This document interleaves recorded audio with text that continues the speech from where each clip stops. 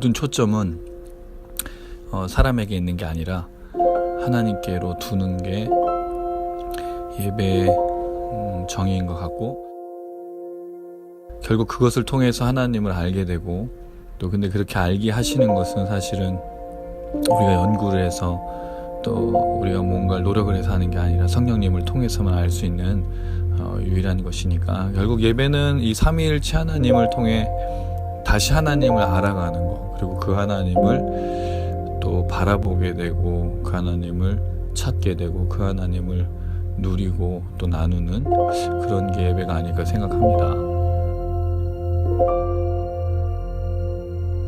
예, 만나서 반갑습니다. 만나서 반갑습니다. 예, 오늘은 자리가 모자르네요. 또 새 또 멤버가 또 모임에 방문해 주셨는데 박수로 한번 환영하겠습니다. 네, 정말 감사하고요, 환영하고요. 한 주간을 또 어떻게 잘 보내셨는지 모르겠습니다. 우리가 예배 드리는 삶, 또 순종하는 삶으로 한 주간을 또 말씀대로 살기로 했었는데 정말 쉽지 않은 것을 늘 느끼고 있고요. 근데 그 속에서 저희가 발견하기 원하는 것은 하나님이 순종하는 것을 물론 원하시지만 그게 우리의 삶의 예배로 하나님을 더 기억하는 것이 됐으면 좋겠습니다. 사실 우리가 제대로 순종할 수 있는 사람이 많지 않거든요. 대부분은 다 실패하고 또 넘어지고 쓰러지는데, 그럼에도 불구하고 그 속에서 여전히 우리를 기다리시고 만나시고 또 우리 사랑하시는 그 하나님을 경험하는 우리 모두가 되었으면 참 좋겠습니다. 오늘 저희가 함께 또 우리 주님을 기다리면서 또 함께 또 기대하면서 찬양했으면 좋겠는데요. 주님의 거룩하심을 또 기대하시고 주님의 살아 역사하심을 또 바라보셨으면 좋겠고, 사실 주일 지나고 나서 이틀 후에 저희가 예배를 드립니다. 그리고 사실은 뭐 수예배 금요일도 있지만 그 시간을 못 참여하신 분들은 또 주일까지 굉장히 긴 시간을 가셔야 되는데, 이 흐름들, 이 또 은혜를 잘 유지하시면서 또 하나님의 그 거룩하심을 늘 기대하시면서 걸었으면 좋겠습니다. 함께 찬양하시겠습니다. 주의 거룩하심. 주의 거룩하심 생각할 때, 주의 크신 사랑 느낄 때, 주의 영광의 빛 나의 생활 비춰주시네.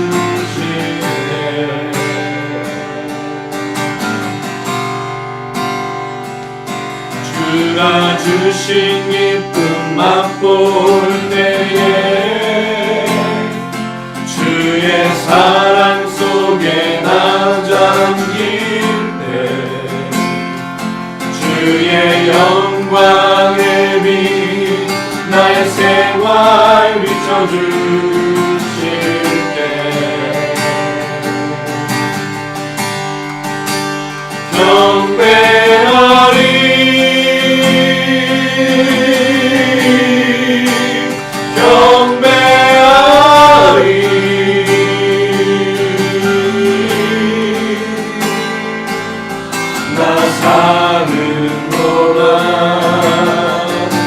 주께 경배해.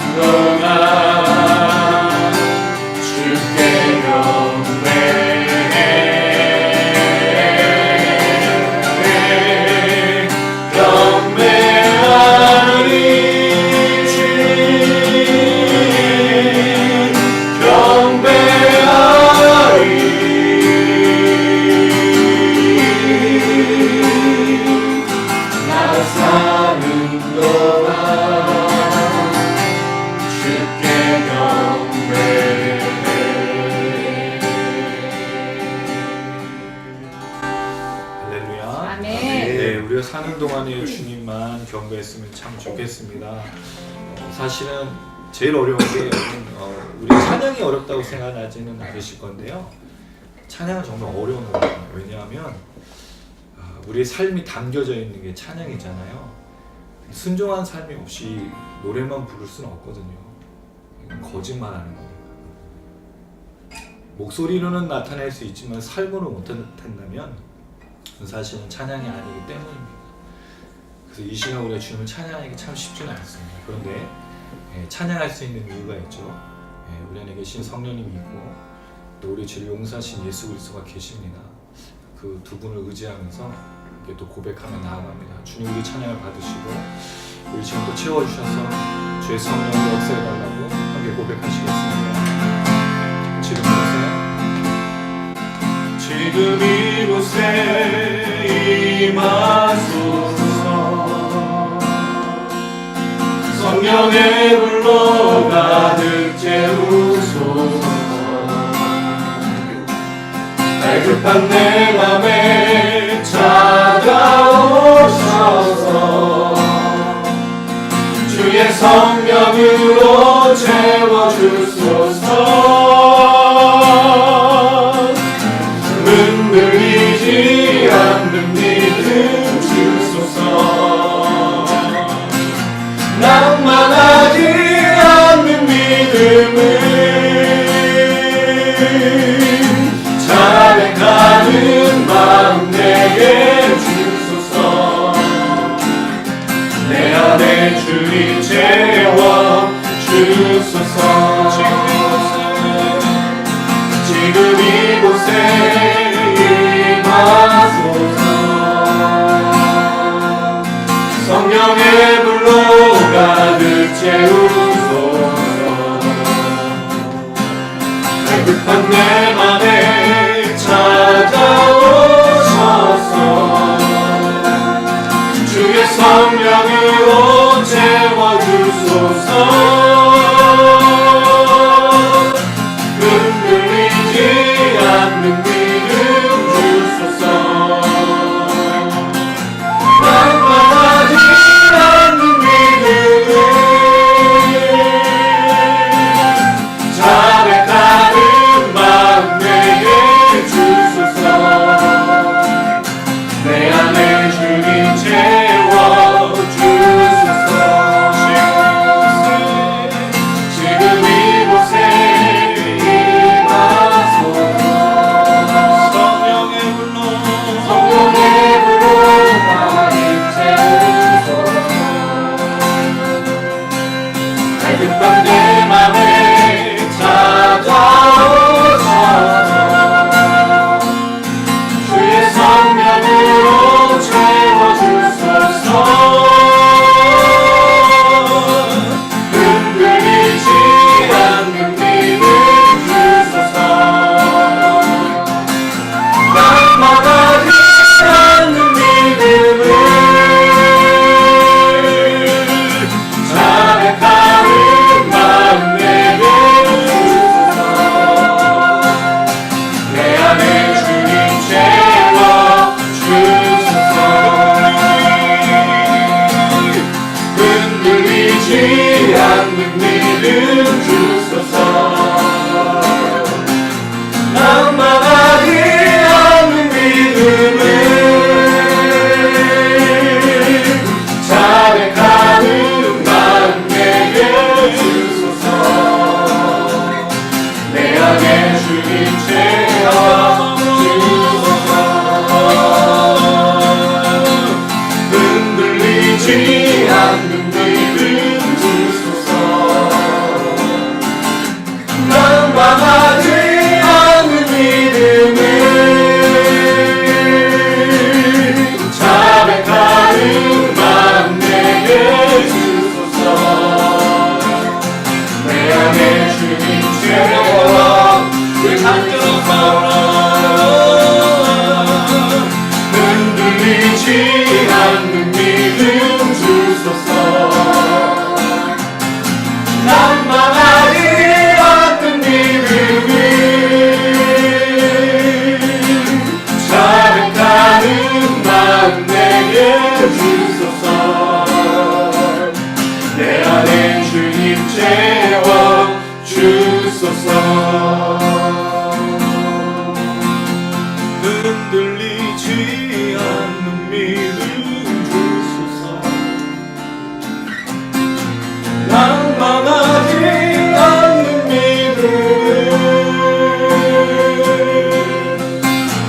자백하는 마음 내게 주소서.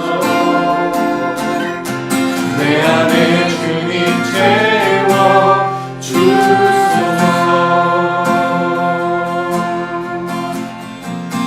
할렐루야. 아멘.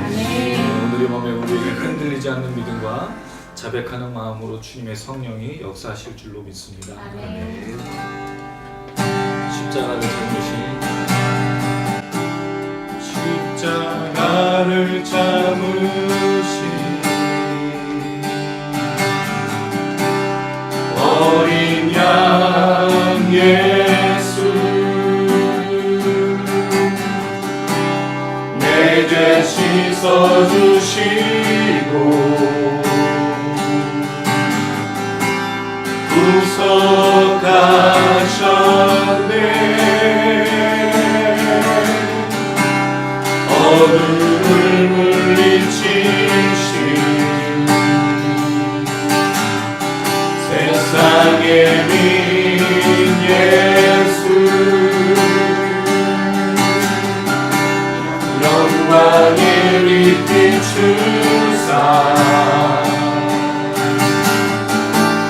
자유케 하시네.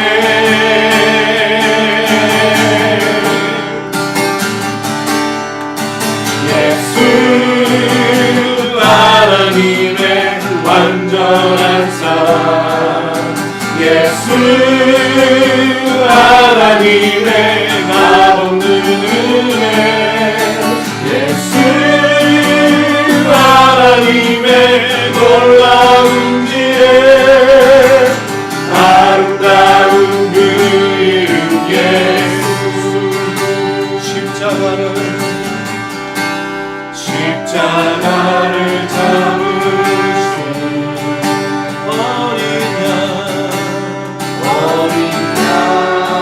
예수, 내 죄 씻어주시고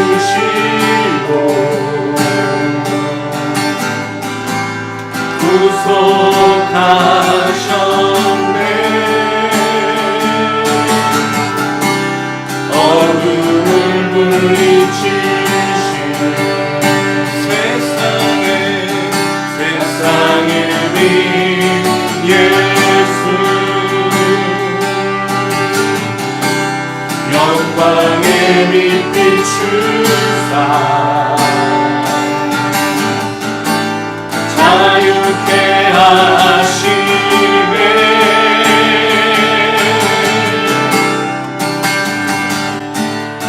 예수 하나님의 완전한 사랑, 예수 하나님의 값없는 은혜, 예수 하나님의 놀라운 지혜, 아름다운 그 이름 예수.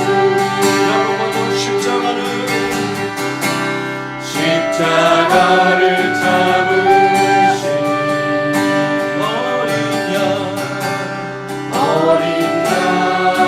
예수, 내 죄 씻어주시고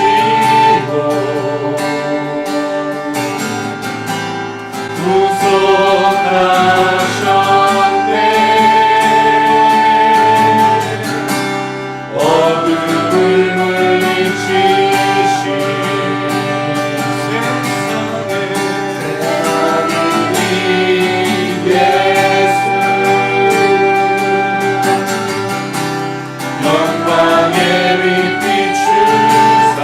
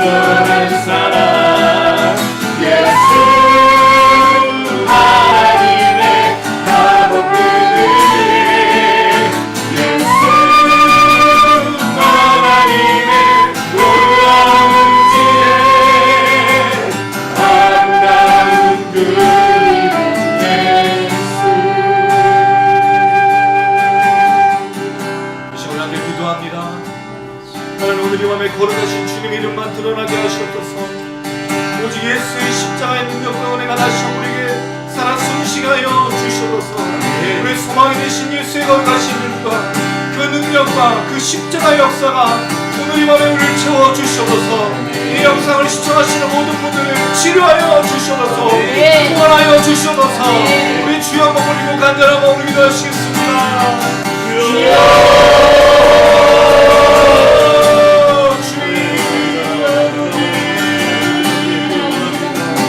당신의 십자가를 참으신 우리 예수의 땅에 주시는 예수의 모든 영광들 주님 주님의 시간을 주겠습니다.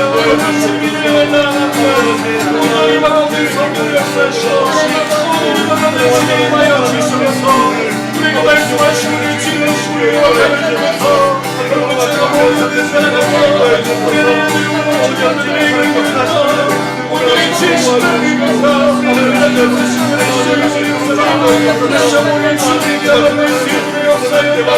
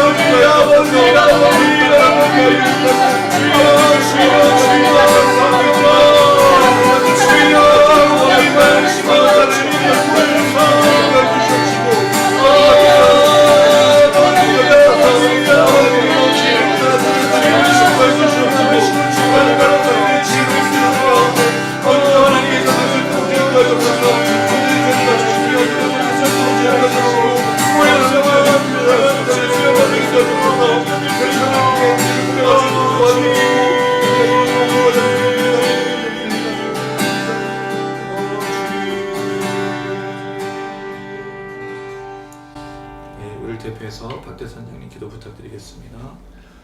사랑의 하나님, 너무나 감사합니다. 이 시간 저희들이 주태와 모임을 통해서 함께 모일 수 있도록 인도하시 너무나 감사합니다.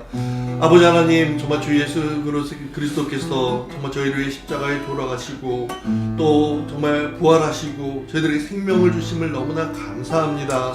아버지, 그 예수 그리스도가 정말 아버지 지금도 살아계셔서 저희와 함께 동행하심을 믿습니다. 아버지 하나님, 주님께서 이 자리에 함께 동행해 주시옵시고 살아계신 그 예수 그리스도의 역사하심을 저희들의 눈으로 목도할 수 있도록 주여 인도하여 주시옵소서. 하나님께서 정말 이 자리에 함께 동행해 주심으로 인하여서 주의 말씀이 선포되어질 때 그것들을 충만할 수 있도록 주여 인도하여 주시옵시고 저희들이 갖고 있는 모든 문제들 앞에 아뢰을 때 아버지 그 모든 것들이 풀림을 저희를 깨달아 할 수 있도록 주여 인도하여 주시옵소서. 아버지, 그런데 저희가 주토한 모임을 통해서 또 무릎 꿇고 기도함으로 저희들이 주 앞에 온전히 헌신할 수 있도록 주여 인도하여 주시옵시고 저희들의 삶을 통해서 많은 사람들에게 주의 살아계신 역사하심을 보여줄 수 있도록 주여 인도하여 주시옵소서. 하나님, 저희들이 정말 더욱더 주 앞에 간절히 무릎 꿇으며 주님 의뢰하시기를 원합니다. 세상 것들을 의지하지 않을 수 있도록 주여 인도하여 주시옵시고 오실 때까지 믿음을 지켜나가는 자를 할 수 있도록 주여 인도하여 주시옵소서. 저희들이 영상을 만들어가고 있습니다. 이 영상을 통해서 많은 사람들에게 주님을 증거할 수 있도록 주여 인도하여 주시옵시고 주님을 알지 못하여 갈급한 심령들에게 주님을 발견할 수 있는 놀라운 매개체가 될 수 있도록 주여 인도하여 주시옵소서. 하나님, 저희들은 알지 못하지만 하나님의 놀라운 방법으로 저희를 쓰실 줄을 믿습니다. 그 은혜가 저희가 충만할 수 있도록 주여 인도하여 주시옵시고 저희들의 부족함을 채워주시옵시고 저희들이 정말 더욱더 믿음으로 더욱더 열심을 다해서 이제 이 길을 다 걸어갈 수 있도록 주여 인도하여 주시옵소서. 주께서 함께 하시면 너무나 감사합니다. 말씀 가운데 은혜 받을 수 있도록 주여 인도하여 주옵시고 저희 목사님 정성 충만할 수 있도록 주여 인도하여 주시옵시고 듣는 자들에게 모든 은혜가 될 수 있는 시간 될 수 있도록 주여 인도하여 주시옵소서. 감사드리며 예수님의 이름으로 기도드리옵나이다. 아멘.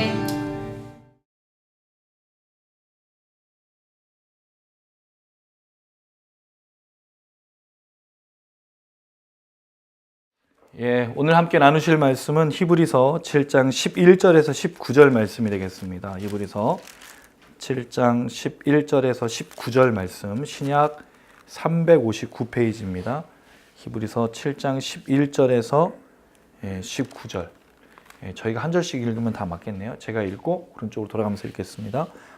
레위 계통의 제사 직분으로 말미암아 온전함을 얻을 수 있었으면 백성이 그 아래에서 율법을 받았으니 어찌하여 아론의 반차를 따르지 않고 멜기세덱의 반차를 따르는 다른 한 제사장을 세울 필요가 있느냐.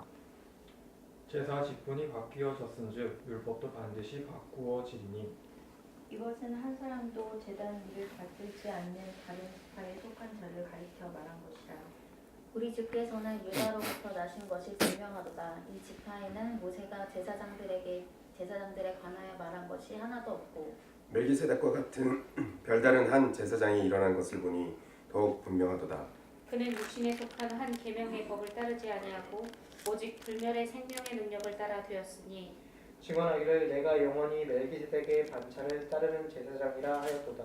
전에 있던 계명은 연약하고 무익함으로 폐하고. 함께 읽겠습니다. 율법은 아무것도 온전하게 못할지라 이에 더 좋은 소망이 생기니 이것으로 우리가 하나님께 가까이 가느니라. 아멘. 예, 오늘 말씀은 원래 11절에서 28절을 하나의 이제 구조로 문맥으로 좀 보면 좋긴 하겠는데 좀 내용이 좀 긴 구절이기도 하고 각각 담고 있는 내용들이 좀 생각해 보아야 될 문제가 있어서 19절까지 읽고 다음 주에는 20절부터 28절을 나누도록 하겠습니다. 11절에서 28절을 볼 때 핵심 구절을 대부분의 신학자들은 21절로 둡니다. 21절을 잠시 한번 읽어보겠습니다.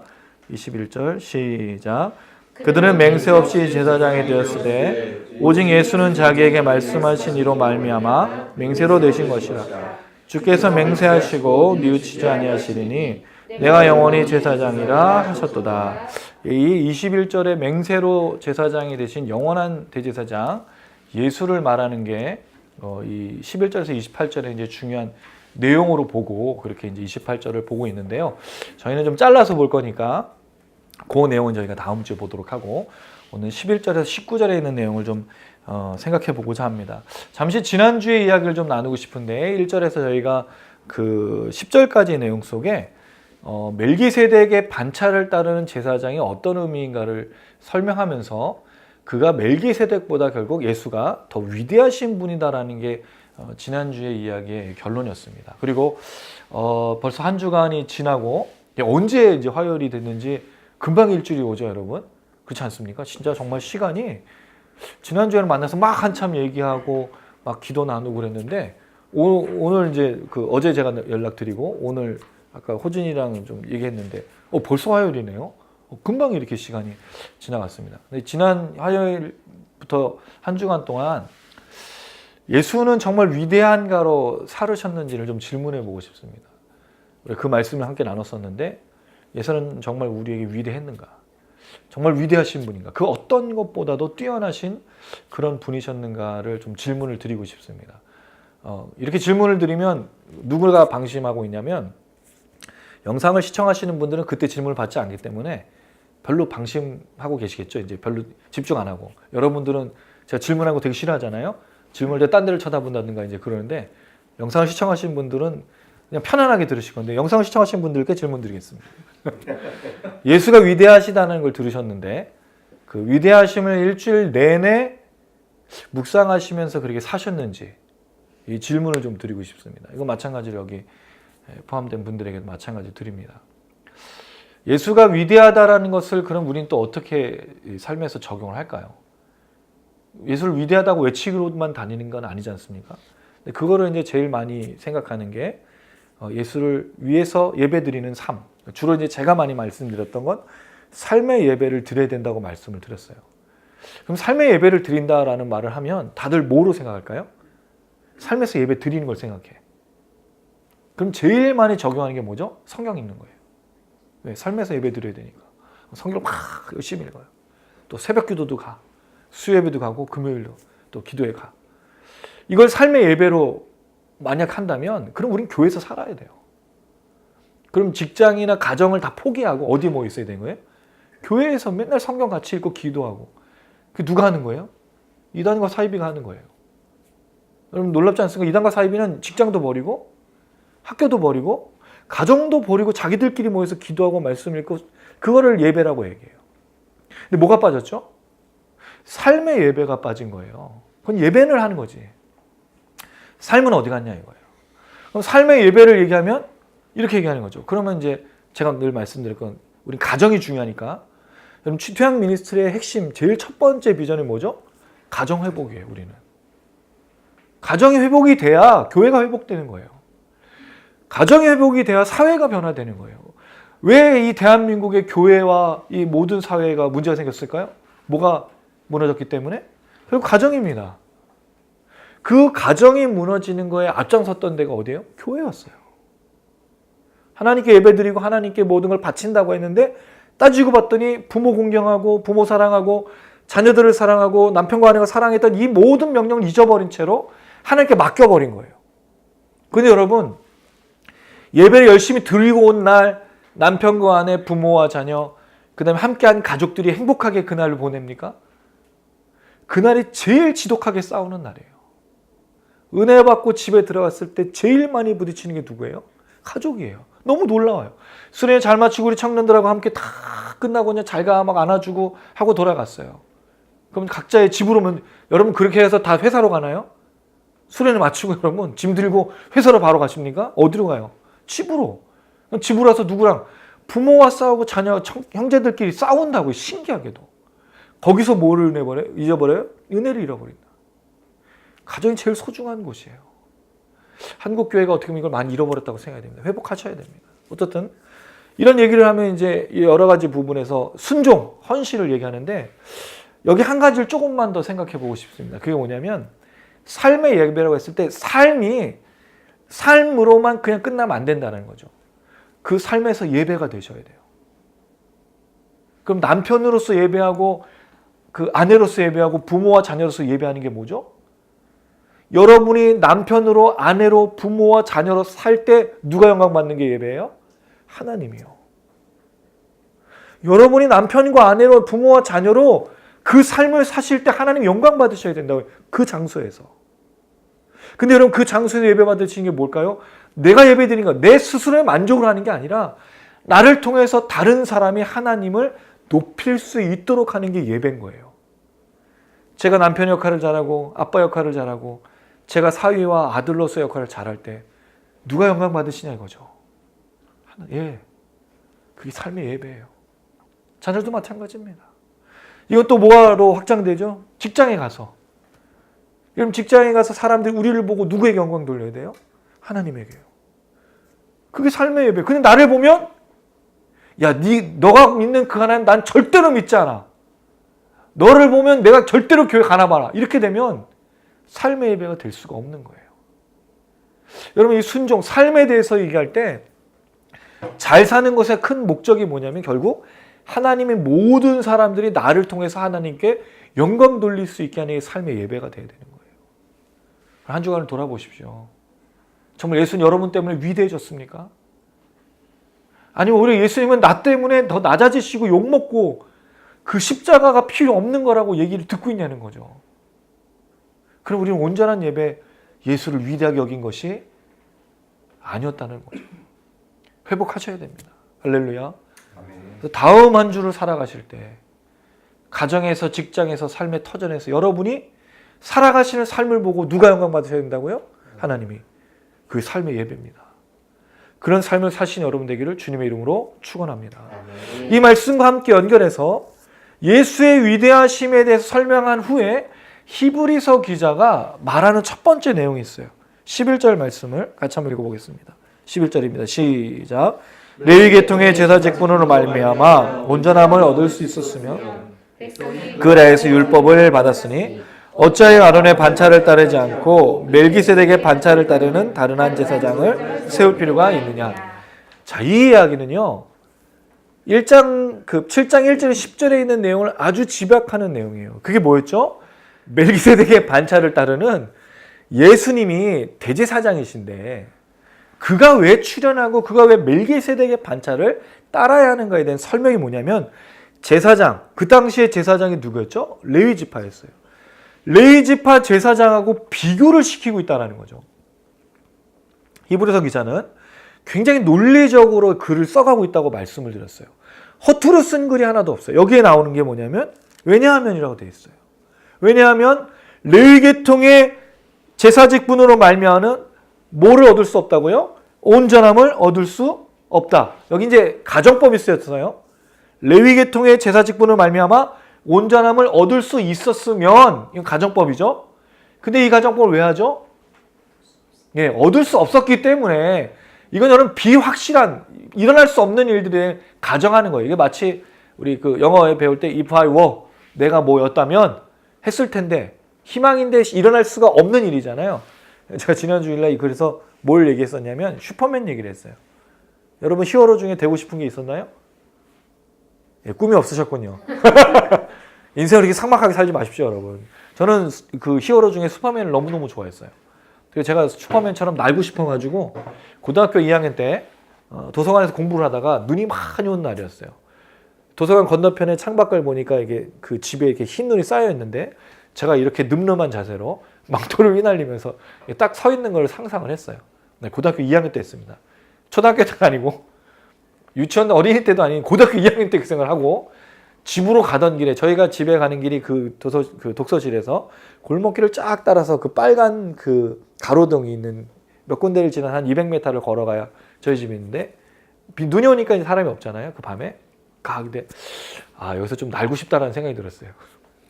갑자기. 그래서 기도를 했습니다.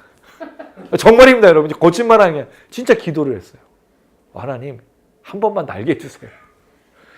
왜 그런 생각이 들었는지 잘 모르겠는데, 공부를 열심히 해가지고 뭐 정신이 나가가지고 그랬으면 좋겠는데 공부도 열심히 한 것도 아니고 맨정신이었습니다, 여러분. 맨정신으로 기도한 거예요. 하나님 저를 날게 해주세요. 예.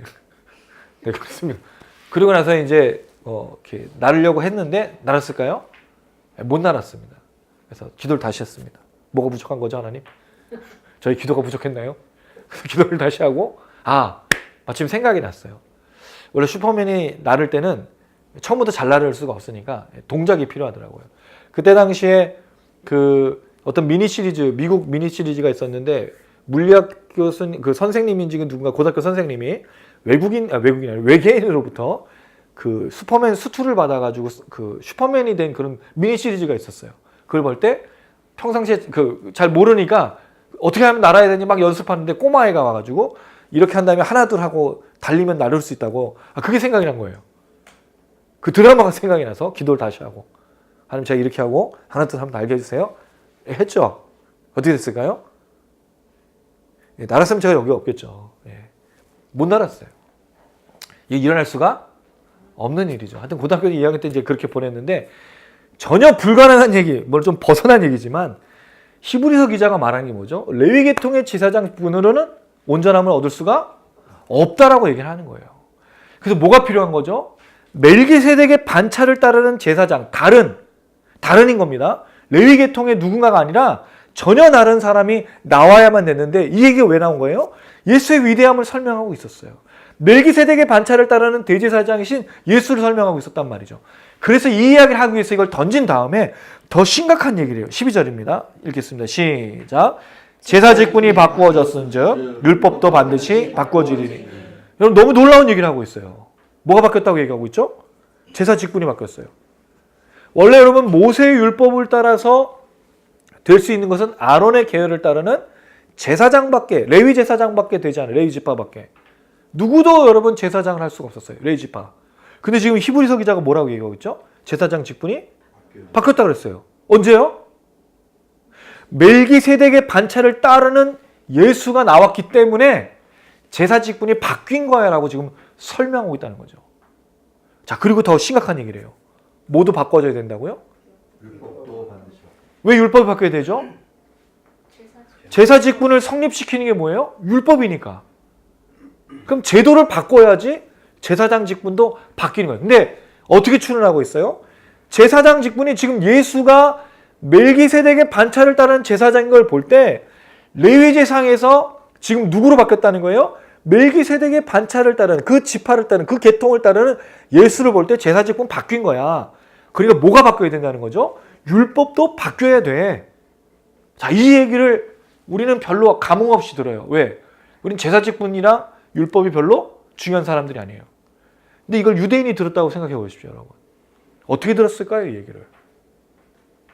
이런 거 쉽게 들을 수가 있는 게 이게 지금 반역인 거예요. 유대인들은 레위 지파만이 제사장을 할 수 있었어요. 율법에 정해져서 율법은 바뀔 수가 없어. 왜? 율법은 뭐예요? 하나님의 계시고 말씀이잖아요. 지금 히브리서 기자가 미친 거야. 제사장 직분이 바뀌고 율법도 바뀌었다고 얘기해. 이걸 어느 유대인이 받아들일 수 있겠냐는 거예요. 이게 지금 1세기 때 히브리서 기자가 독자들, 유대인에서 기독교를 개종한 사람들에게 말하는데 이게 쉬운 얘기가 전혀 아니었다는 거예요. 이거 아주 놀라운 선포라고 했어요. 자, 근데 이 선포하는 내용이 어떤 거냐 이거예요. 그가 이걸 설명할 때 여러분 잘 기억해 보세요. 예수가 멜기세덱의 그 계열을 따르는 제사장이라는 것을 볼 때에 레위 제사장 직분이 바뀌었고 율법도 바뀌어야 된다고 기준을 설명하고 있어요. 자, 여러분. 그가 보고 있는 기준이 뭐예요? 우리는 기준이 분명히 있어야 돼요. 그 기준이 뭐죠? 율법의 기준이 아니라 예수가 기준인 거예요. 예수가 실현하고 예수가 성취하고 예수가 이룬 걸 볼 때 이건 이렇게 되고 저건 저렇게 됐다라고 설명하고 있다는 거죠. 그럼 기준이 뭐예요, 여러분?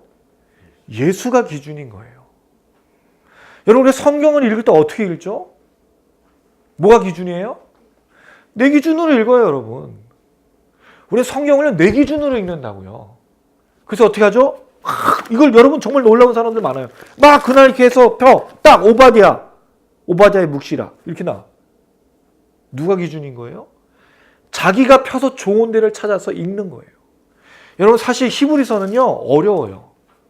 이걸 평상시에 혼자서 읽으려면 쉽게 이해가 되지 않아요. 이걸 누가 큐티로 묵상할 수 있을까요? 못해요. 그럼 뭐만 읽는 거예요? 히브리서는 11장 믿음장밖에 안 읽어. 왜? 믿음은 뭐가 있어요? 바라는 것들의 실상이요. 보지 않는 것들의 증거니. 그리고 믿음으로 하나님께 나가는 자는 뭘 주신다고 약속했어요? 상 주신다고. 여기에 초점이 있는 거예요. 여기에. 그대로 성경에 있거나 모든 삶의 초점의 기준이 뭐라고요? 예수. 예수가 기준이셔야 돼요. 성경에 있는 기준이 뭐라고요? 예수여야 돼요. 왜 그렇죠? 성경 66권이 말하고 있는 분이 누굽니까? 구약 39권, 신약 27권. 구약은 오실 예수님이었어요. 신약은요, 오신 예수님, 다시 오실 예수님이에요. 66권의 전체적인 내용은 나에 대한 얘기가 아니에요, 여러분. 내가 어떻게 하면 여기서, 우리 그렇죠? 하나님 앞에서 우리가 기도하고 간구하는 여러 제목들이 있어요. 우리 이제 미혼 청년들이 지금 4명 있어요. 미혼 청년들의 제일 관심사는 뭘까요? 이 세상의 평화인가요? 평화를 여러분 지금 놓고 기도하고 계시나요? 아니잖아요. 배우자를 놓고 기도하잖아요. 근데 여러분 성경을 읽으면 여러분의 배우자가 이름이 있습니까? 장동건. 죄송합니다. 장동건 유부남인데 안 된다고 합니다. 예. 하여튼 뭐 현빈. 현빈이라고 쓸 수는 있겠죠. 무슨 현, 그 다음에 무슨 빈 할 때 쓴 빈부 뭐 이렇게 할 때. 두 글자 조합은 하지만 이름이 없어요. 여기엔 제 이름도 없어요. 우리 아내가 이걸 보면서 현우 씨랑 결혼해야겠다 이렇게 했을까요? 대답이 없다고요. 또 직장을 구하는 사람에겐 뭘 찾기 원하죠? 직장에 대한 답을 듣길 원해요. 그럼 여기 여러분들이 원하시는 회사 이름이 있나요? 없다고요. 그게 다 뭐죠? 모든 기준인 내가 기준인 거예요. 내 기준으로 성경을 읽어요. 근데 아니에요. 성경은 누구에 대한 얘기라고요? 예수 그리스도. 예수가 기준이세요. 예수를 더 알아가고 예수를 더 닮아가고 예수를 더 배워가고 예수를 더 깊이 묵상하고 예수를 살아내고 예수를 사랑하고 예수를 바라보는 거, 예수를 기다리는 거. 그 성경이 있는 기준이어야 돼요.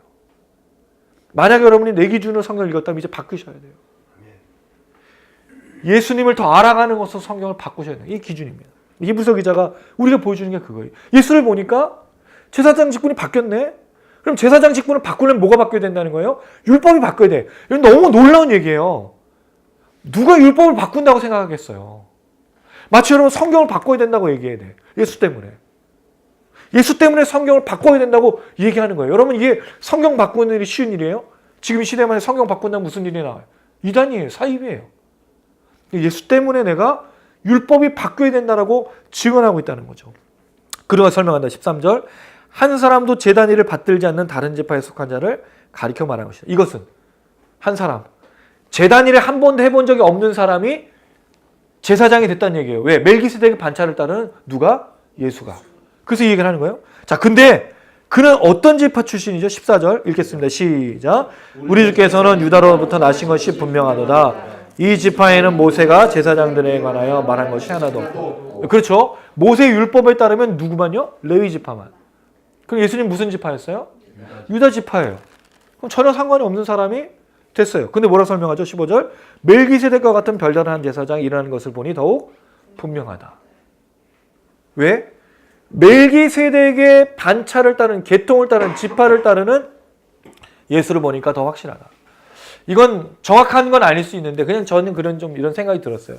멜기세덱은 창세기 14장에 보면 살렘왕, 예루살렘의 옛 이름이에요. 그래서 평강의 왕이라고 불림을 받았어요. 이 예루살렘은 여러분 유다의 한 지역이었어요. 나중에 모세 시대를 지나고 나서 야곱의 후손들, 그 12지파가 나오죠. 거기 유다 지파가 있어요. 그 유다 지파가 가나안 땅 들어갔을 때 점령한 지역이 어디예요? 예, 유다 남쪽 지역에서 예루살렘을 포함하고 있어요. 예수님 어디 출신이에요? 유다 지파, 베들레헴. 물론 정확하게 예루살렘 출신은 아니지만 유다 지파 영역 속에 예루살렘이 있어요. 멜기세덱은 예루살렘 왕이었어요. 근데 여러분 그는 그 전이었어요. 레위 지파, 유다 지파 나오기 전에 예루살렘의 왕이었던, 어떻게 보면 전신인 거죠. 근데 그 예수님께서 유다 지파 출신으로 그 땅에서 태어나고 계신 거예요. 물론 완전하게 연결할 수는 없지만 멜기세덱을 따르는 예수로 볼 때 아마 이런 지역적인 것도 연결되는 것은 아닌가 그런 생각이 듭니다. 어쨌든 멜기세덱의 그런 반차를 따르는 분이 분명하다고 말합니다. 자, 그리고 그를 세우는 방법이 무엇이냐? 16절 한번 읽어보겠습니다. 시작. 그는 육신에 속한 한 계명의 법을 따르지 아니하고 오직 불멸의 생명의 능력을 따라 되었으니. 자, 설명하는 거예요. 유다 지파인데 멜기세덱의 반차를 따라서 그가 제사장이 되었다라고 지파가 바뀐 걸 얘기했어요. 자, 두 번째는 율법이 바뀌어야 된다고 얘기를 했어요. 왜? 제사장 직분이 지금 바뀌었기 때문에 율법이 바뀌어야 되는데 옛날 제사장들은 율법을 따라, 그걸 육신에 속한 한 계명이라고 그랬어요. 그걸 율법인데 율법을 따라 됐는데 예수는요, 어떤 법을 따라서? 불멸의 생명의 능력. 불멸이란 말은 멸하거나 사라지거나 없어진다는 뜻입니다. 다른 말로 하면 영원하다는 뜻이에요. 생명. 생명을 가지고 있어요. 여러분, 예수님은 영원히 생명을 주시는 분이에요. 그래서 그에게 나아가는 자는 뭐를 얻죠? 우리는 구원을 얻는다 그러는데 그 구원의 정확한 의미가 뭐예요? 생명을 얻는 거예요. 여러분, 예수님을 찾아온 수많은 사람들 중에 사마리아 여인이 있어요. 수가성 여인이 아니에요. 사마리아 여인이 있어요. 요한복음 4장에 보면 이 사마리아 여인에게는 아주 큰 심각한 문제가 있었죠. 무슨 문제가 있었습니까? 남편이 여러 명 있었어요. 5명. 지금 살고 있는 사람도 살고는 있는데 남편은 아니었어요. 자, 이 남편이 왜 이렇게 많으냐?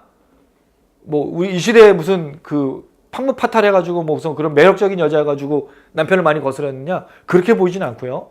몇 가지 예가 있는데 어쨌든 그것보다 더 중요한 게 이거니까.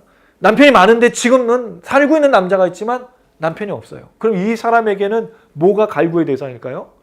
참된 남편을 만나는 거예요. 근데 예수님을 이 사람이 만났어요. 만날 수 있는 장소가 아니에요. 사마리아에 유대인이 있다는 건 만날 수 없는 거예요.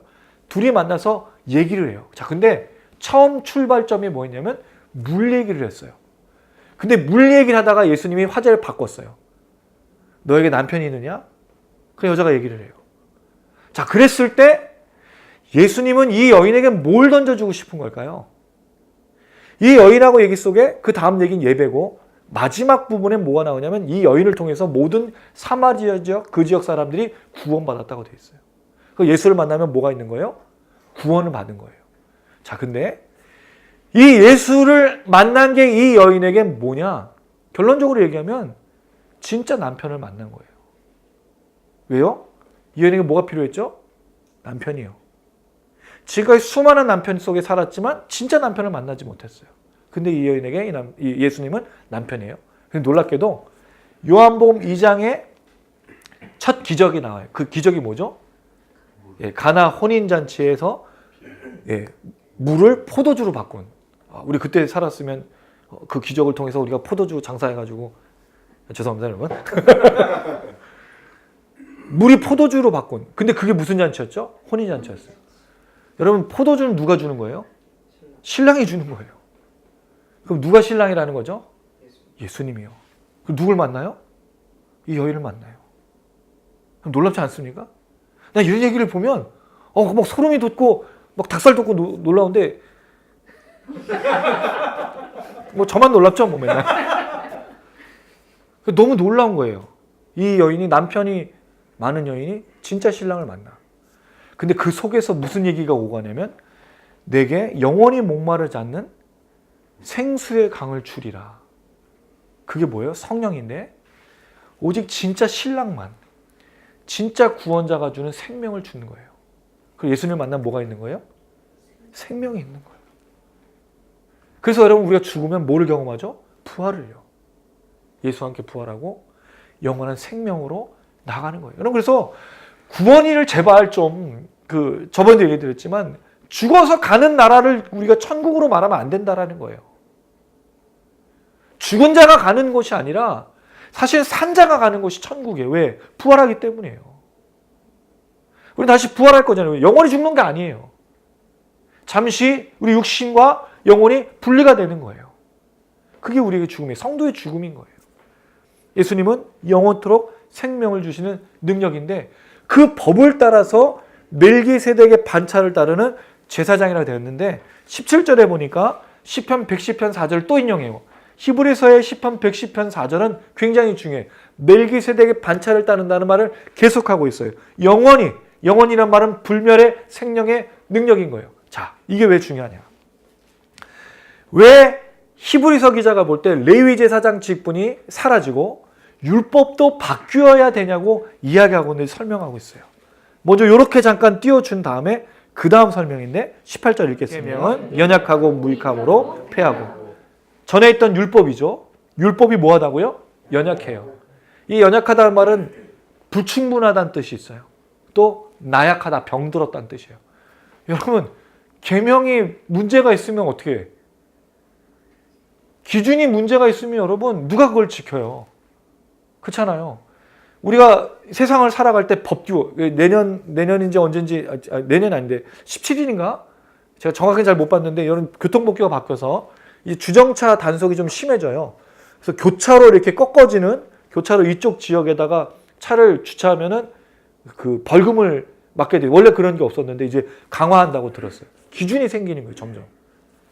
근데 이 기준이 여러분 틀린다고 생각해 보세요. 절대적인 기준이 아니라고 생각했어요. 누가 그걸 따르겠어요? 근데 여러분 이 율법이 연약하다고 그랬어요. 또 뭐요? 무익해. 쓸모가 없어.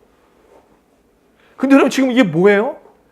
율법을 얘기하고 있는 거죠. 하나님이 모세에게 준 율법이 뭐가 한다고요? 연약하고 무익해서 없어져 버려야 돼. 여러분 이거를 유대인들이 듣고 있다고 생각해 보십시오. 야 성경 다 쓸모없어. 너희 지키고 있는 말씀 그게 진짜인 줄 알아. 다 나약하고 쓸모없는 거야. 이거 없애버려야 돼. 그러면 여러분 이거 바꿔야겠네. 이렇게 받아들이시나요? 그 말한 사람에 대해서 공격할 거 아니에요. 근데 히브리서 기자가 이렇게 얘기했어요. 왜? 그럼 왜 이 계명이 연약하고 무익하고 쓸모없이 버려져야 되는 것이냐? 19절. 율법은 아무것도 온전하게 못할지라. 자, 그럼 여러분 질문이 나올 수밖에 없어요. 무슨 질문이 나올까요? 만약에 이 율법이 그렇게 약하고 무익하고 쓸모없고 온전하게 못할 거면 왜 주셨냐는 거예요, 하나님이. 모세, 이스라엘 백성들 주신 율법이잖아요. 그럼 왜 줬어요, 이거를? 그렇잖아요, 여러분. 이상하지 않습니까? 되게 여러분이 이상한 것 같아. 우리는 이런 얘기를 해도 이게 뭐. 그런 생각을 안 해봤어요, 진짜로. 여러분 율법에 지금 문제가 있다고 지금 히브리서 기자가 얘기하고 있잖아요. 근데 우리 아무 생각이 없어. 그 우리 성경을 어떻게 읽는지 알아요. 설교를 어떻게 듣는지 알아. 그냥 목사님 말씀 아멘 무조건. 옛날에 제가 아는 어떤 권사님이 아멘 권사님이 있어요. 너무 믿음이 좋으신데 문제는 목사님 잘못 얘기했는데 거기다 아멘 해버린 거야. 그럼 맨날 무조건 아멘 한 거예요. 목사님 말씀을 아멘으로 받아야 되니까. 그게 아닌 거예요. 왜 베레아 사람들 얘기를 할까요? 베레아 사람들은 거기는 또 친절해서 뭐 그렇게 되어 있는데 그게 아닌 거예요. 이 사람은 말씀 너무너무 사모했어요. 근데 여러분 원래 성경은요 목사들에게 준 게 아니에요. 이건 누구에게 준 거죠? 성도들에게 준 거예요. 누구나 읽을 수 있도록 한글로 썼어요. 한글을 읽을 수 있으면 다 성경을 봐야 돼요. 근데 문제는 우리 뭐죠? 성경을 보고 묵상만 하고 끝내는 거예요. 이거를 연구하는 사람이 없어. 그건 누구에게 맡겨버렸어요? 목사님들에게. 자, 그런데 여러분 여기에 중요한 점이 빠졌어요. 목사들이 연구하고 하는 게 중요해요. 그래서 뭐 열심히 연구해요. 근데 성도들이 뭘 안 해? 연구를 안 하는 그 순간 목사들이 뭘 안 할까요? 연구를 안 해요. 맞아요. 왜요? 성도들 다 뭐 해? 얘기하면 아멘 한다고요. 그 왜 연구해 이거를? 내가 무슨 얘기를 해도 다 아멘 하는데 뭘 연구해 이거? 나쁜 마음이 드는 거예요. 저는 그렇게 생각해요. 만약에 그날 목사님이 설교한 내용을 가지고 성도들이 질문을 한다고 생각해 보세요. 그럼 제가 대충 준비할까요? 그럴 수 없죠. 우리 교회 살벌해. 우리 교회 주일날 예배는 살벌해요. 질문을 계속해요. 예배 끝나고 나서 점심 먹고 1시간 반 동안을 성경 공부를 하는데 여러 질문도 하고 근데 강압적으로 저에게 막 대들면서 한 사람은 없었어요. 한 번도. 예, 부드러운 분위기에서 좋은 분위기에서 했는데 그럼 제가 준비를 안 할까요? 준비한다고요. 더 연구한다고요. 성도들이 무슨 얘기를 해도 아멘. 아까 그게 무슨 얘기인지도 모르는데 무조건 아멘 하면 목사님들이 뭐라 생각해? 아, 내 얘기는 다 잘 듣고 있나 보다. 은혜 받고 있나 보다. 그렇지 않아요. 성경은 모두에게 준 거예요. 물론 우리는 그렇게 훈련을 받아서 더 전문적으로 연구하지만 성도들도 연구하셔야 돼요. 여러분 저는 이게 되게 중요하다고 생각합니다. 자, 어쨌든 좀 벗어난 얘기지만 어쨌든 율법은 아무것도 온전하게 못한다. 그럼 왜 하나님이 이 율법을 주셨냐는 거예요. 아무도 온전하게 못하는 이 말씀을 뭐하러 줬냐 이거예요. 제사장 직분도 오늘 히브리서 기자 얘기를 보면 문제가 있어요. 바뀌어야 된다고 했어요. 그럼 왜 주셨냐 이거예요. 자, 근데 성경이 이렇게 얘기해요. 히브리서 기자가 말하는 그 의미가 무엇인가? 23절, 24절인데 제가 23절 읽고 여러분 24절 읽어주세요. 제사장 된 그들의 수요가 많은 것은 죽음으로 말미암아 항상 잊지 못함이로되 예수는 영원히 계시고 그 제사장 직분도 갈리지 아니하리라. 자, 제사장 직분에 문제가 있다는 게 무슨 뜻이죠? 제사장 제도가 영원할 수가 없는 거예요. 누구 때문에? 제사장들이 영원할 수가 없어요. 네, 죽기 때문이에요. 그리고 더 큰 문제가 있어요. 그게 뭘까요? 26절입니다. 같이 읽습니다. 시작. 이러한 대제사장은 우리에게 합당하니 거룩하고 악이 없고 더러움이 없고 죄인에게서 떠나 계시고 하늘보다 높이 되시니라. 이건 예수님이잖아요. 근데 일반 대제사장은요. 죄가 있어요. 거룩하지 않아요. 더럽고요.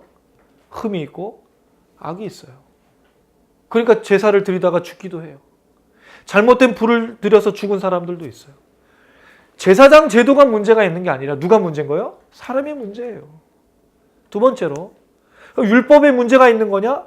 그렇지 않아요. 로마서 3장 20절에 사도 바울이 얘기한 게 있어요. 사도 바울이 뭐라 했냐면 율법은 죄를 깨닫게 하는 거라 그래요. 여러분 우리 율법을 지키려고 하면 율법을 지킬 수 있나요? 지킬 수가 없어요. 차라리 십계명을 몰랐으면 더 마음 편했을 것 같아요. 그렇죠? 근데 부모를 사랑하라. 하나님만을 우상숭배하지 말고 하나님만을 사랑하라. 이게 쉬우냐고요. 그래도 여러분 십계명 있었을 땐 좀 낫을지도 몰라. 예수님 오신 다음에 계명 2개로 압축해 주셨어. 뭐와 뭐죠? 하나님 사랑하고 내 이웃을 내 몸처럼. 이게 더 어려워. 이건 뭐 기준도 없어. 내 이웃을 내 몸처럼 사랑하래. 이거 어떻게 해야 되는 거? 이거 어떻게 해? 차라리 도둑질하지 말고 간음하지 말고 이게 더 구체적이잖아요. 근데 여러분 예수님 뭐라 그랬죠? 도둑질을? 마음속에 도둑질했으면 도둑질한 거야. 마음속에 간음하고 마음속에 음욕을 품었으면 이게 더 미치고 환장할 노릇이라는. 그럼 누가 율법을 지킬 수 있느냐는 거예요. 이게 문제인 거예요. 율법은 기준은 우리가 죄인됨을 밝혀주는 거예요. 그거를 히브리서 기자가 말해준 거예요. 결국 문제가 뭐예요? 율법의 문제예요? 아니에요. 우리가 문제야, 우리가. 여러분 생각해 보세요. 하나님의 역사 속에 하나님이 잘못했나요? 하나님 무슨 잘못을 하셨어요? 누가 다 잘못한 거예요? 우리가. 우리는 잘해본 적이 한 번도 없어. 우리는 하나님의 복을 주시면 그 복을 가지고 뭘 해요? 죄를 져. 그 누가 오셔야 됐어요, 결국? 그 아들이 오실 수밖에 없었잖아요. 근데 웃긴 건 아들이 와서 우리의 모든 죄를 사해 주시고 짊어지시고 죽으셨는데 뭐하죠? 손가락질한다고요. 예수의 십자가를 비난한다고요. 제가 늘 말씀드린 게 있어요. 예수님 가운데 계시고 오른쪽에 편의상 우편강도 좌편강도 너무 많이 들으셨을 거예요. 예수님이 어떤 모습으로 계셨죠? 가시면류관. 가시면류관이 멋있게 이렇게 돼 있을까요? 안에는 찔릴까봐 예수님 여기에 이게 솜으로 해줘가지고 찔리지 않게 목사님이 아니라 예수님 참으세요. 여기 좀 아프실 거니까. 그렇게 했을까요?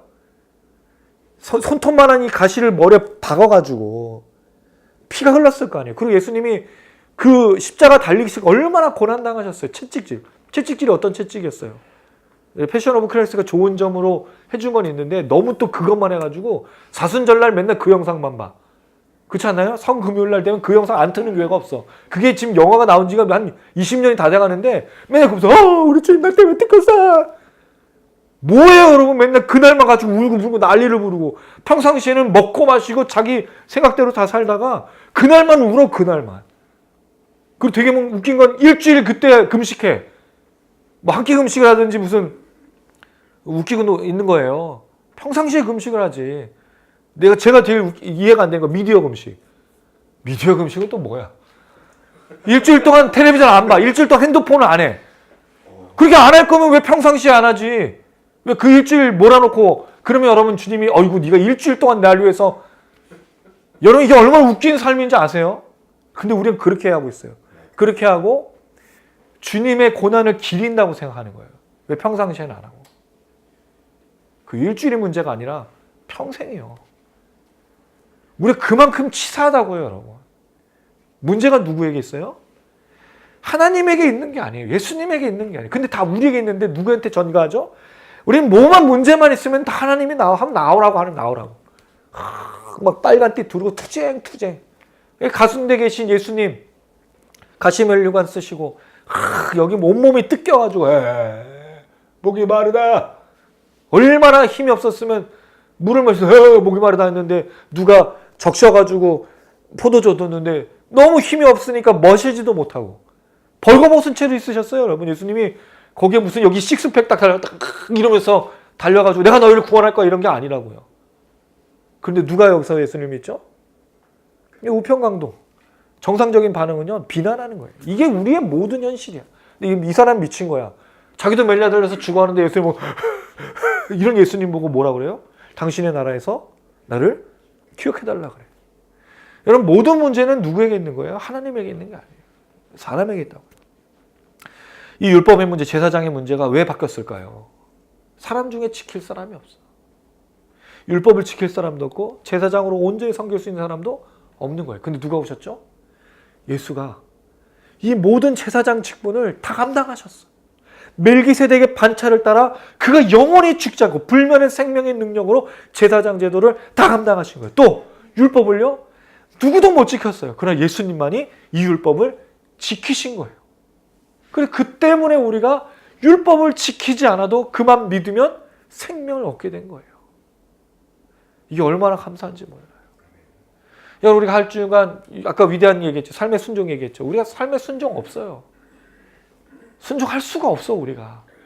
근데 어떻게 우리가 나가죠? 예수 때문에 하나님께로 날마다 예배드리며 나갈 수 있는 거예요.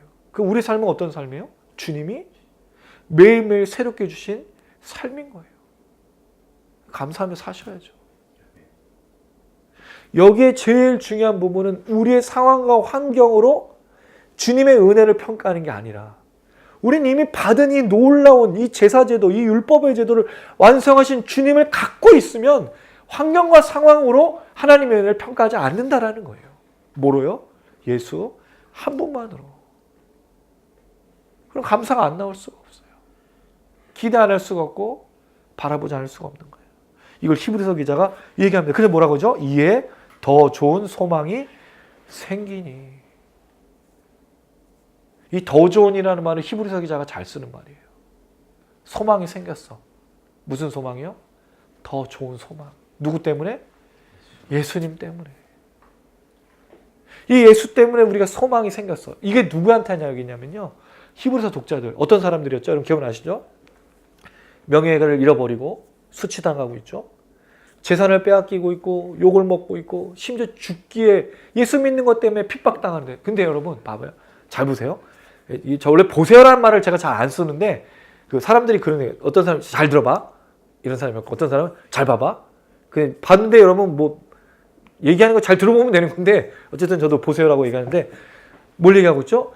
예수를 버리면 자유롭겠다고 여기는 사람들에게 예수를 통해서만 더 좋은 소망이 있다고 지금 이야기하고 있다는 거예요.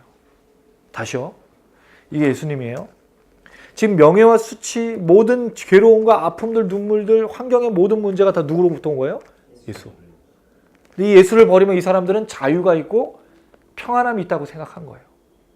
근데 사실 예수가 있어야 뭐가 있는 거예요? 더 좋은 소망이 있는 거예요. 그리고 예수를 버리면 아무것도 없는 걸 끝까지 유지하라고 하기 위해서 얘기하고 있다는 거예요. 더 좋은 소망이 되신 예수를. 자, 근데 더 좋은 소망이 뭐라고 히브리서 기자는 얘기하고 있습니까? 자, 19절은 같이 한번 읽어볼게요. 시작. 율법은 아무것도 온전하게 못할지라 이에 더 좋은 소망이 생기니 이것으로 우리가 하나님께 가까이 가느니라. 더 좋은 소망이 뭐라고요? 하나님께 가까이 가는 아멘. 여러분 왜 우리 하나님께 가까이 가는 게 소망이 아닐까요? 우리 소망은 뭐죠? 네, 이쁜 여자, 네, 능력 있는 남자 만나서 평생토록 돈 쓰다가 죽었으면 좋겠어요. 좋은 직장 가가지고 평생 떡떡거리며 살고 싶어요. 우리의 소망은 뭐예요? 다 거기에 소망이 있어요. 근데 히브리서 기자는 뭐가 소망이라고 말하죠? 하나님께 가까이 나가는 거예요. 여러분 이걸 놓치지 마셔야 돼요. 하나님께 가까이 하면 얼마나 큰 소망이고 얼마나 큰 축복이고 얼마나 큰 은혜인지를 히브리서 기자가 이야기하고 있어요. 여러분 재밌는 게 있어요. 하나님께서 처음에 에덴 동산을 만드셨죠. 그리고 거기다 누구를 넣었어요? 아담과 하와, 사람을. 왜요? 하나님이 사람과 가까이 하려고요. 살고 싶었던 거예요. 근데 누가 잘못을 해? 아담과 하와가 잘못을 했어. 쫓겨나. 하나님 가까이 만들었던 동산이 사람을 위해서 만들었던 동산이 사람 때문에 쓸모가 없게 된 거예요. 자, 근데 어떻게 하시죠? 그 하나님께서 아들을 보내가지고 모든 죄의 문제를 해결하시고 다시 에덴 동산을 만들어서 이 땅 위에 임해. 여러분, 하늘은 이 땅에 임하는 겁니다. 다시. 우리가 올라가는 게 아니에요. 근데 이단과 사이비는 뭐라 그러죠? 핍박이 마지막 때 올라간다 그래. 아니에요, 여러분. 하나님 나라가 이 땅 위에 임하시는 게 마지막 날이 있을 거예요. 그게 마지막입니다. 이 땅 위에 임하시는 하나님의 나라. 하나님 자꾸 보여주신 게 내가 올 거야. 주님도 그랬잖아요. 다시 오신다고. 근데 왜 자꾸 올라가려 그래? 왜 자꾸 올라가려 그래? 다시 오신다 그랬다고요. 이게 하나님의 소망이었어요. 뭐예요? 하나님과 사람이 가까이. 이게 하나님의 소망이었어요. 근데 여러분 사람들의 특징이 뭔지 아십니까? 가인이 아담과 하와의 아들이었어요. 몇 번째 아들인지는 사실 정확하게 몰라요. 왜? 아담과 하와가 가인하고 아벨과 셋만 낳은 것은 아닌 것으로 보고 있습니다. 뭐고는 그냥 좀 넘어가고, 자, 가인을 낳았어요. 아벨이 동생이죠. 가인이 화가 났어요. 누구 때문에? 아벨 때문에. 그래서 아벨을 돌로 불렀어요. 돌로 쳐 죽였어. 얼마나 잔인한지 몰라요. 자, 그래서 하나님이 이 가인한테 얘기를 해요. 너의 동생의 피가 땅에서 울부짖는다고. 내가 너를 저주한다. 죽이진 않았어요. 가인을 내쫓죠. 그리고 가인에게 저주하실 때 뭐라고 저주했냐면 정처 없이 떠나고 유리 방황하는 나그네가 될 거야. 그러니까 가인이 두렵잖아요. 떠나니까 뭐라고 부탁하죠? 내가 떠나갈 때 나를 좀 지켜달라고. 그래서 하나님이 가인을 저주하는 사람에게 7배의 벌을 주겠다는 저주를 해서 가인이 가는데, 놀랍게도 가인은 자기가 저주받은 게 뭐였어요? 도망다니고 떠돌아다니는 그런 방황이 가인의 저주잖아요. 근데 그가 얼마 안 가서 노시란 땅에서 뭘 만드냐면 도시를 건설해요. 그의 원래 저주는 뭐예요? 도망다니는 거예요. 근데 이게 무서우니까 도시를 건설하고 성을 만들어요. 그래서 성을 만들어서 그 성이 이 헌신하고 바친다는 에녹이 됐어요. 그의 아들 이름을 따서 에녹. 여러분 에녹이라는 의미가 뭐냐면 헌신한 뜻이거든요. 그럼 누구에게 바쳤냐는 거죠. 헌신, 헌정. 저는 생각하기를 가인이 그 성을 만나서 하나님께 보란 듯이 바친 것 같아요. 당신 나를 저주해서 정처 없이 방황하게 만들었지만 나는 여기서 도시를 건설하고 방어책을 갖춘 성을 만들었습니다. 그래서 에녹이라고 얘기한 것 같아요. 자, 그러면 이 가인의 후예로부터 누가 나오죠? 라멕. 라멕 아주 지독한 사람이었어요. 애들을 그냥 우습게 죽이는 사람이었어요. 가인에게 7배 벌이 있다면 나는 77배 벌을 받을 그는 악한 자라고 자랑을 했어요. 자, 그리고 나서 그 다음 장에 셋. 아담과 하와가 다시 아들을 낳아요. 이름 셋이었어요. 네, 원투쓰리 그 셋이 아니고 셋을 낳았어요. 자, 그 셋의 후손에 누가 있죠? 에녹이 있어요. 그 에녹의 이름 또 헌신, 헌정인데 에녹에 대한 설명을 하나님과 동행한 자. 그리고 하나님이 데려가신 자. 뭐죠? 동행한 사람은 가까이. 데려가단 말은 가까이 하는 거잖아요. 가인과 여기 에녹, 라멕은요. 자기들의 성을 건축해서 하나님과 떨어진 삶을 성을 만들어서 살아가는 거예요. 여러분 이게 누구의 특징일까요? 모든 인간의 특징이에요. 여러분 이렇게 된 사람들이 창세기 11장에 뭘 만들죠? 바벨탑을 만들어요. 하나님께로 가까이 나가는 거 그 욕망 같지만 결국 뭐라고 됐냐면 우리의 이름을 내기 위해서 지면의 흩어짐을 면하자. 모이자, 뭉치자. 하나님의 계획은 뭐였어요? 생육하고 번성하고 땅에 흩어지는 거였어요. 근데 이들은요, 모여서 자기의 이름을 내려고 해요. 근데 이름을 내는 건 누가 할 수 있는 거예요? 하나님이. 창세기 12장에 아브라함에게 너는 복이라. 너 이름 내가 창대케 하리라. 근데 여러분 이 철저한 사람의 모습. 요새 이걸 많이 느끼는 거예요. 저희 집 앞에 어느 순간 빌라촌이 아니라 다 아파트가 됐어요.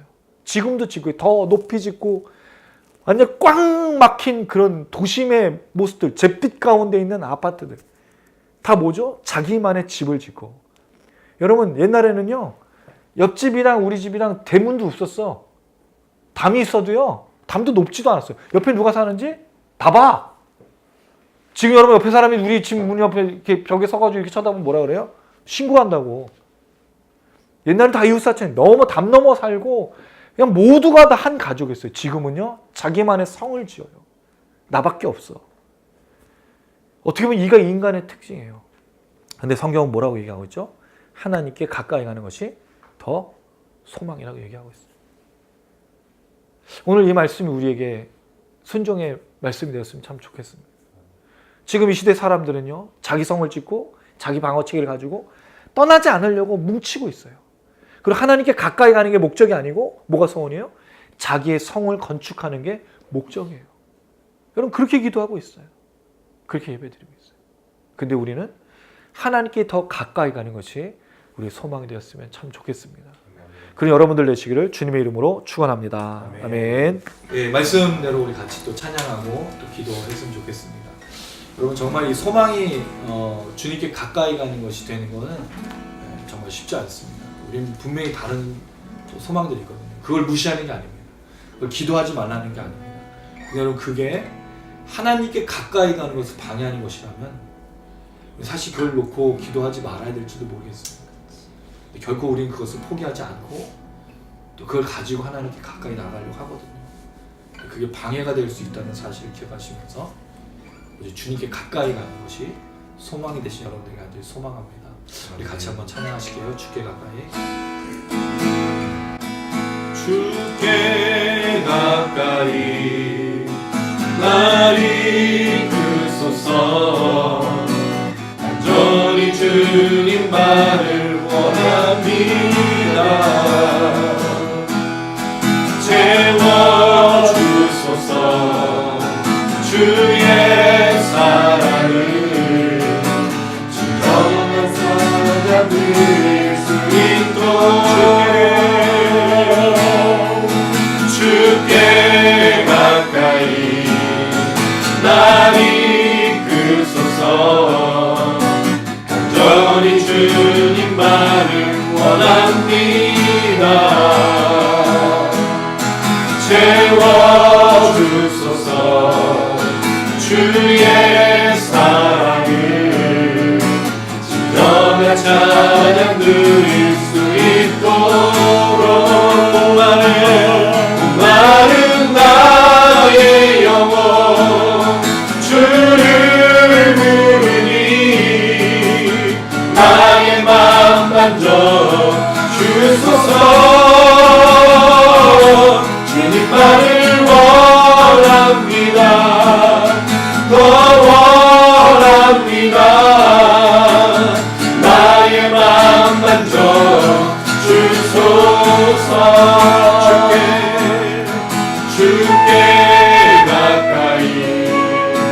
나를 이끌소서.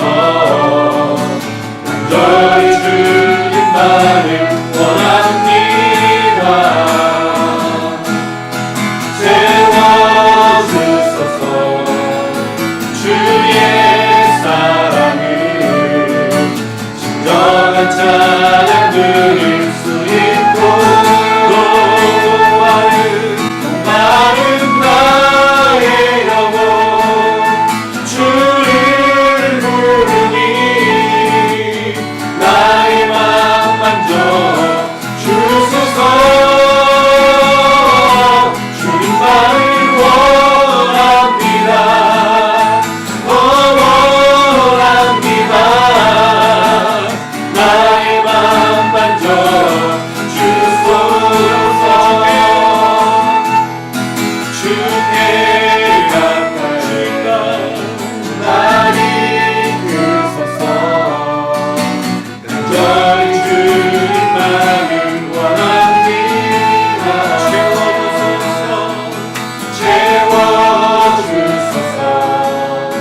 주의 사랑을 진정한 찬양 드릴 수 있도록 나의 영혼 주를 부르니 나의 맘 만져 주소서. 주님만을 원합니다. 원합니다.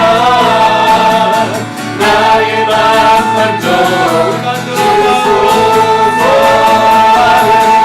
목마른 나의 영혼 주를 부르니 나의 맘 만져 주소서. 주님만을 원합니다. 원합니다. 나의 맘 만져 주소서. 목마른 나의 영혼 주를 부르니 나의 맘 만져 주소서. 주님만을 원합니다. 원합니다. 나의 맘 만져 주소서. 목마른 나의 영혼 주를 부르니 나의 맘 만져 주소서. 주님만을 원합니다. 더 원합니다. 나의 맘 만져 주소서. 목마른 나의 영혼 주를 부르니 나의 맘 만져 주소서. 주님만을 원합니다. 더 원합니다. 나의 맘 만져 주소서. 여러분 정말 목마르신가요? 정말 주님을 소망하시는가요? 하나님께로 가까이 나아가는 것이 우리의 가장 더 큰, 더 좋은 소망이신가요? 우리 지금 같이 한번 고백했으면 좋겠습니다. 혹시 주님께로 가까이 나아가고 하나님께로 가까이 나아가는 데 방해하는 것이라면 정직하고 진실하게 고백하시고, 어쩌면 우리의 기도의 제목이 하나님께로 나아가는 데 방해할 수도 있고, 어떻게 보면 우리의 걱정과 염려가 하나님께 나아가는 데 방해할 수 있고, 하나님 앞에서 고백하시면서 주님께 더 나아가는 것이 소망입니다. 목마른 나의 영혼을 채울 수 있는 유일하신 주님을 이 시간 바라보며 채워지고 맛보고 다시 한번 누릴 수 있는 기회만 될 수 있도록 우리 주여 한번 부르시고 간절한 마음으로 기도하시겠습니다.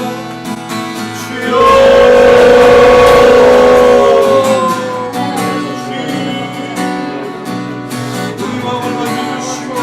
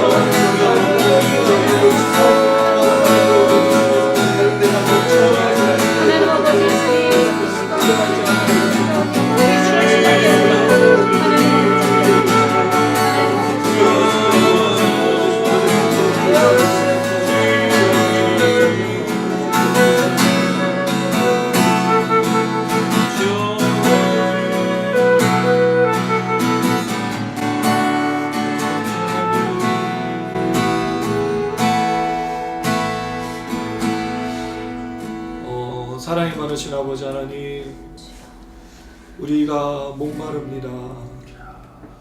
세상 것을 추구하고 여러 가지를 놓고 기도하지만 주님으로밖에 채울 수 없는 것들이 있어 이 시간 갈급한 마음으로 나아가 주의 이름을 부르짖사오니 주여 우리를 채워 주시옵소서. 주님께 더 가까이 가는 것이 소망이라고 히브리서 기자가 말씀하였습니다. 그러나 주님께로 가까이 나아가기보단 우리가 원하는 것들 때문에 주님을 더 멀리할 때가 많았던 것을 고백합니다. 주님, 우리를 불쌍히 여겨 주시옵소서.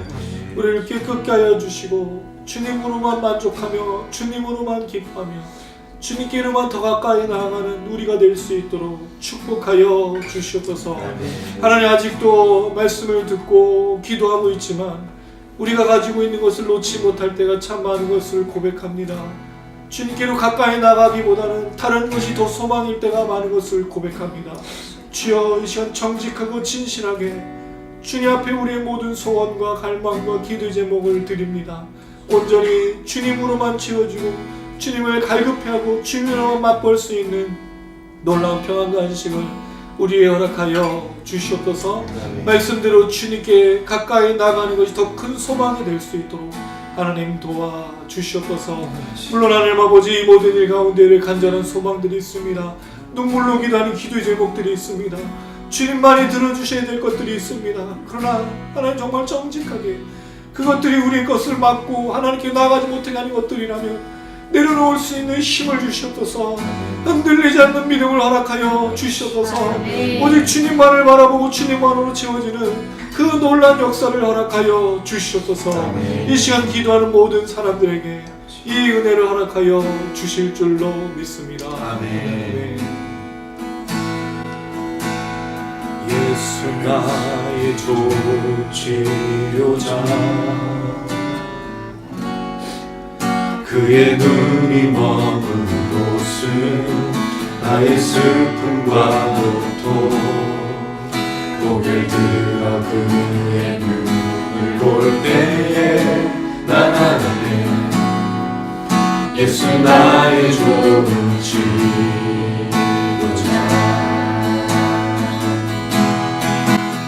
예수 나의 좋은 치료자, 그의 손길이 닿은 곳은 나의 상처와 아픔, 영원히 흘러 나갔던 눈물 다 멎어내 예수 나의 치료자.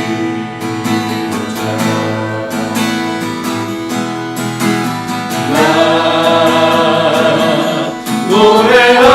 노래하리라 전한 나를 돌아보시 그새 주를 찬양해 하늘 닿는 곳까지 내 손 들이라 예수 나의 치료자. 예수 나의 좋은 치료자, 그의 눈이 머문 곳은 나의 슬픔과 고통, 고개를 들어 그의 눈을 볼 때에 난 알았네 예수 나의 좋은 치료자.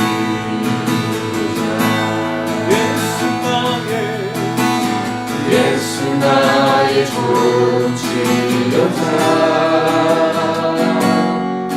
그의 손 손길이 닿는 곳은 나의 상처와 아픔 영원히 흐를 것 같았던 눈물 다 멎었네. 예수 나의 치유다. 나 노래하리라 전한 나를 돌아보신 구세주를 찬양해. 나를 닿는 곳까지 내 손 들이라.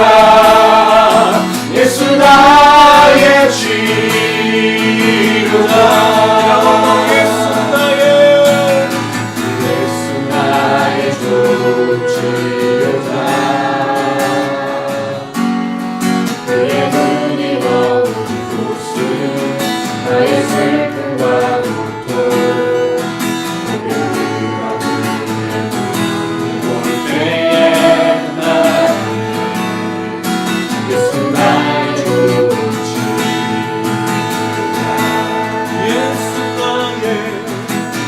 예수 나의 조치유다.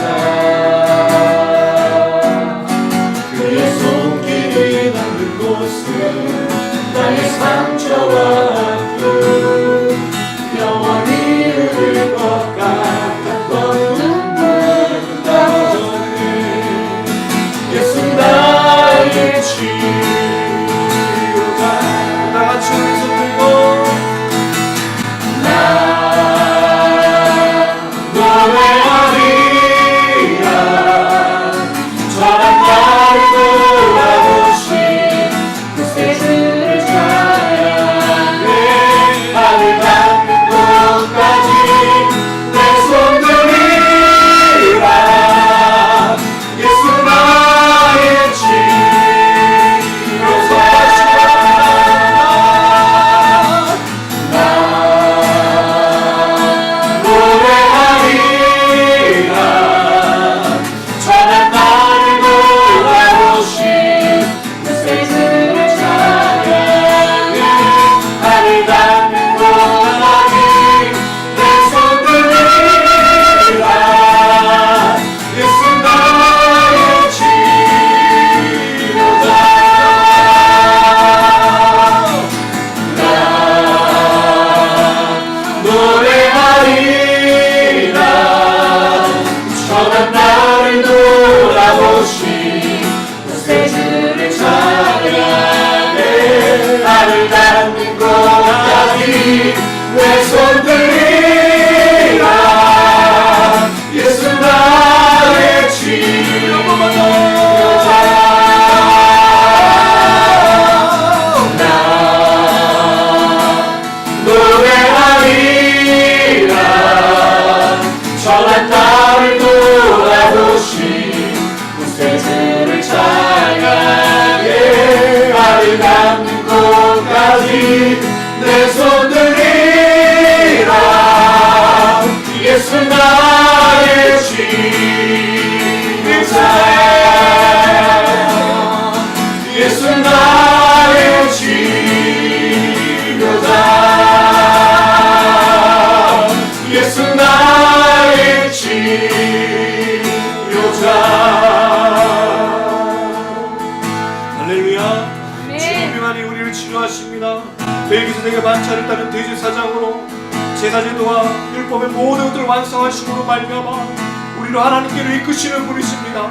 우리는 우리만의 방어성을 만들고 우리의 것을 지우면서 나아가지만 주님은 그 모든 것을 허무셔서 하나님께로 나아가게 하시는 줄로 믿습니다. 이 시간 우리를 치료하시고 약하신 그 주님 앞에 주님 나를 만져 주시옵소서. 주님 나를 치료하여 주시옵소서. 하나님께로 더 가까이 나가게 하여 주시고 내 모든 욕망과 죄악들이 깨끗하여져서 하나님 능력을 하시고 새롭게 해달라고 하나님 이 시간 이 영상을 보는 모든 분들과 도움을 나가여서 함께 치유를 받고 하나님께로 더 가까이 나갈 수 있게 해달라고 우리 주여 우리 간절한 마음을 인하시겠습니다.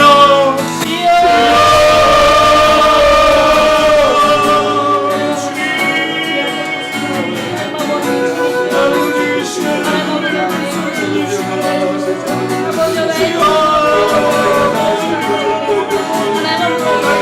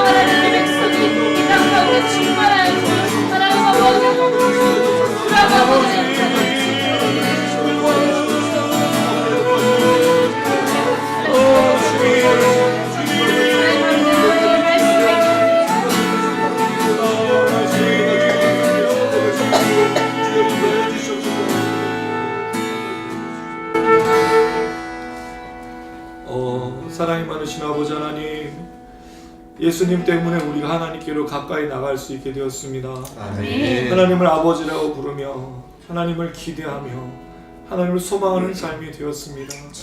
주님, 이것이 가장 큰 소망이고 기쁨인데 우리는 다른 것이 더 많은 것을 고백합니다. 내가 원하는 것들을 이루기 원하고 내가 바라는 것들이 세워지길 원하고 우리만의 성을 쌓고 다른 사람이 가까이 할 수 없는 그런 방어 체계를 만든 것을 보게 됩니다.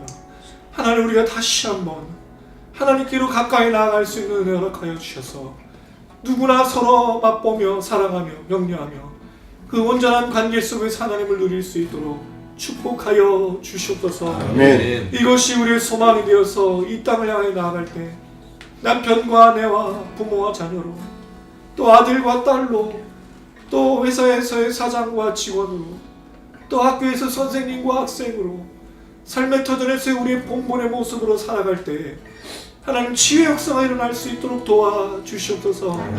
우리를 통해서 사람들이 하나님께 더 가까이 나가는 소망이 생기고 우리를 통해서 아버지의 영광이 드러나며 우리를 통해서 그 삶의 현장이 예배 처소가 될 수 있도록 하나님 축복하여 주시옵소서. 아멘. 이 예수의 십자가의 능력과 대제사장이신 예수가 우리 안에 있어서 이 역사를 이루어 가실 줄로 믿습니다. 아멘. 먼저 간절히 바라기는 우리 GTN 미니스트리의 귀한 지체들, 이것을 놓고 1년 동안 기도하며 주님께 간구하였습니다.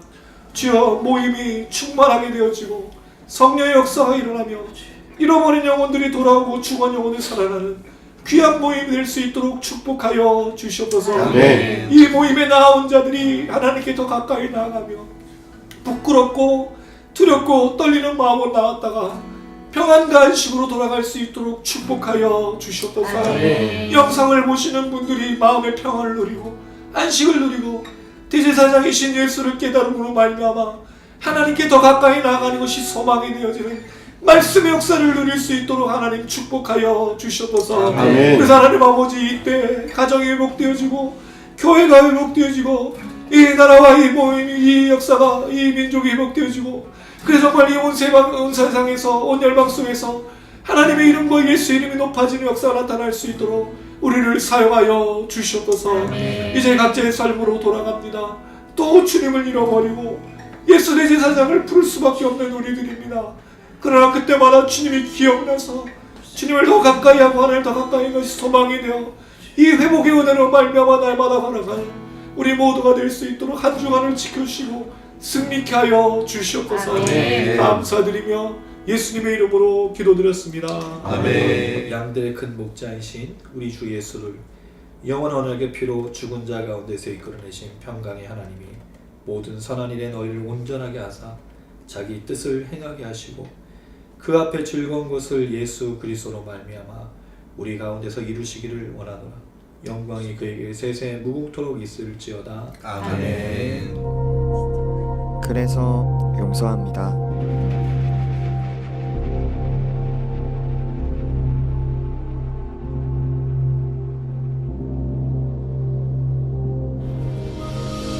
하늘에 계신 우리 아버지여, 이름이 거룩히 여김을 받으시며 나라의 임하옵시며 뜻이 하늘에서 이룬 것 같이 땅에서도 이루어지이다. 오늘날 우리에게 일용할 양식을 주옵시고 우리가 우리에게 죄 지은 자를 사하여 준 것 같이 우리 죄를 사하여 주옵시고 우리를 시험에 들게 하지 마옵시고 다만 악에서 구원하옵소서. 대개 나라와 권세와 영광이 아버지께 영원히 있사옵나이다.